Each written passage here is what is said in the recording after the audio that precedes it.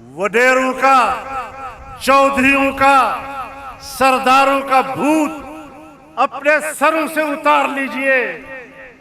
ये जंग जमीयत उलमा इस्लाम लड़ेगी। अगर तेरे गिरेबान में किसी ताकतवर का हाथ पड़ा, जमीयत उलमा उस हाथ को तोड़ कर रख देगी। अगर किसी जाबिर ने आपके गले में हाथ डाला, उस जाबिर का हाथ तोड़ दिया जाएगा।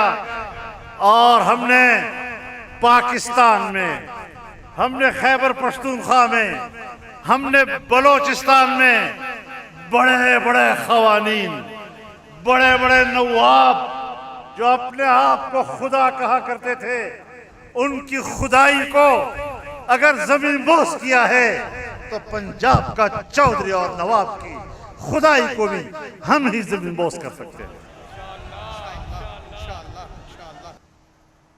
कि इस वतन अजीज की आजादी के लिए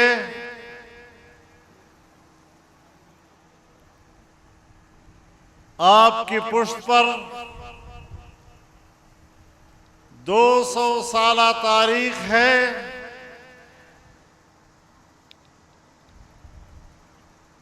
जब हिंदुस्तान को अंग्रेजी हुकूमत से आजादी दिलाने के लिए हमारे अकाबिर ने इसे दारुल हर्ब करार दिया था, जिहाद का आगाज किया था। एक सदी तक बर्रे सगीर में उलमा लड़ते रहे, बेसरो सामानी के आलम में लड़ते रहे,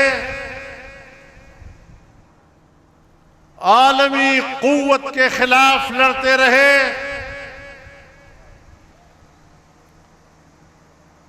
अपनी जद्दोजहद में उन्होंने कोई कमी नहीं छोड़ी। आने वाली नस्लों को एक पैगाम दिया कि आजादी के लिए अपने सर कटवाए जा सकते हैं, आजादी के लिए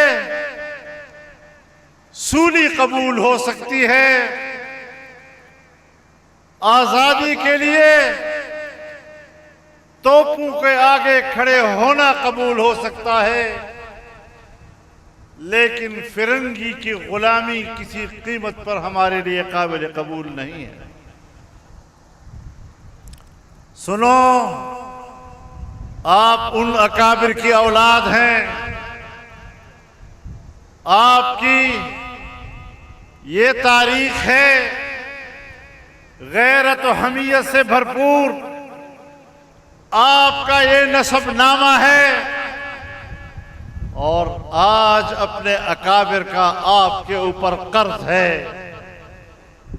कि अपनी आजादी और हुर्रियत के लिए मैदान अमल में उनकी आरज़ुओं को पूरा करें, उनकी रूहों को तसल्ली और सुकून अता करें। जब तक बर्र सगीर की क़ियादत, सियासी क़ियादत उलमा के हाथ में थी, बर्र सगीर में कोई फसाद नहीं था। न हिंदू मुसलमान का फसाद हुआ, न शिया सुन्नी का फसाद हुआ, न देवबंदी बरेली का फसाद हुआ। लेकिन जब अंग्रेज की गिरफ्त मजबूत हो गई और मुसलमानों की क़ियादत अंग्रेज के वफादारों को मुंतकिल हुई, इनकी नाअहली देखिए। या इनकी बदनीयत ही देखिए कि तब से यहां पर फिरका वाराना लड़ाइयां हो रही हैं, हिंदू मुसलमान फसाद होते रहे हैं, शिया सुन्नी फसाद होते रहे हैं, यहां पर पश्तून बलोच के फसाद होते रहे, पश्तून पंजाबी के फसाद होते रहे, सिंधी मुहाजिर के फसाद होते रहे, और वो खून जो हम एक दूसरे का बहाते रहे आज भी थमने का नाम नहीं ले रहा।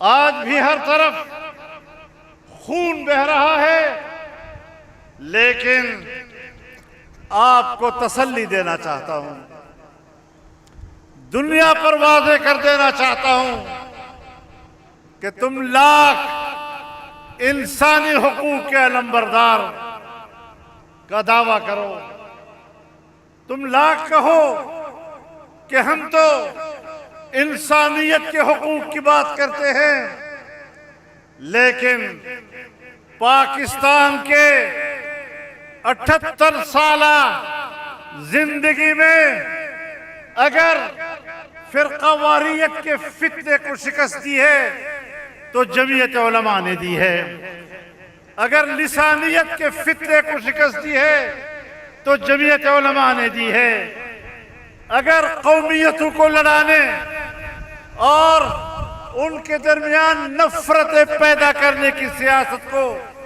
शिकस्त दी है तो जमीयत उलमा ने दी है, और अगर किसी ने खून बहाकर मकासद हासिल करने की कोशिश की, खून रेजी की सियासत को अगर शिकस्त दी है तो जमीयत उलमा ने दी है, और इंशाअल्लाह ये पाकिस्तान हम अमेरिका के कब्जे में नहीं जाने देंगे, हम दोबारा अंग्रेज के कब्जे में नहीं जाने देंगे, हम यूरोप के कब्जे में नहीं जाने देंगे। हम इसे आजाद रियासत देखना चाहते हैं, हम इसे खुशहाल रियासत देखना चाहते हैं। यहाँ पर स्टेज पर बातें हुई पंजाब के जमींदार की, पंजाब के किसान की, पंजाब के मजदूर की। मैं पाकिस्तान के पंजाब के किसान को पैगाम देना चाहता हूं, मैं पंजाब के मजदूर को पैगाम देना चाहता हूं, आप बेफिक्र हो जाइए। वडेरों का, चौधरियों का, सरदारों का भूत अपने सरों से उतार लीजिए। ये जंग जमीयत उलमा इस्लाम लड़ेगी। अगर तेरे गिरेबान में किसी ताकतवर का हाथ पड़ा, जमीयत उलमा उस हाथ को तोड़ कर रख देगी। अगर किसी जाबिर ने आपके गले में हाथ डाला, उस जाबिर का हाथ तोड़ दिया जाएगा।